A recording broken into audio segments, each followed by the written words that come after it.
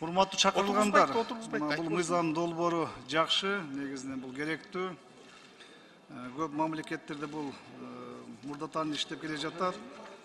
Менин бере турган суроом сиздерге, Кыргызстанда билим алып жатышкан чет элдик студенттер жана жарандыгы жок ишкерлер, алар кандайча бул милдеттүү, бул медициналык камсыздоо боюнча алардан кандай акча алынат?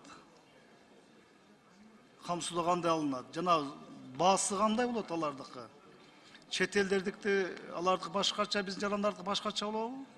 Төлөмдөрү, камсыздоо полисинин наркын ошону айтып койсоңуздар. Себеби билесиздер да, биздин мамлекетте 40 миңден ашуун студенттер окушат да.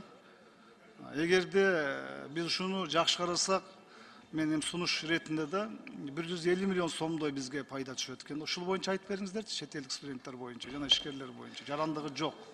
Саламатсызбы?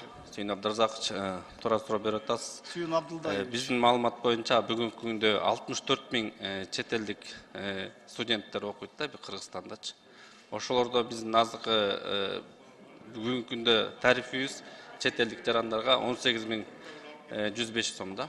Ошончо сомдон канча дейсиз, катуураак айтсаңыз? 18.105 сом. Чет элдик жарандарга, студенттерге баары бирдей, Аларда чет элдик жарандар, анын ичинде биз белгилеп койдук, анын ичинде чет элдик студенттер депчи. Ошондо мамлекетке канча түшөт экен казынасына? 1 миллиардтан ашыгыраак деп божомолдоп атасыз. Буюрса.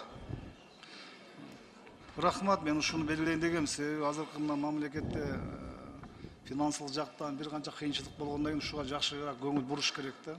Макул, рахмат.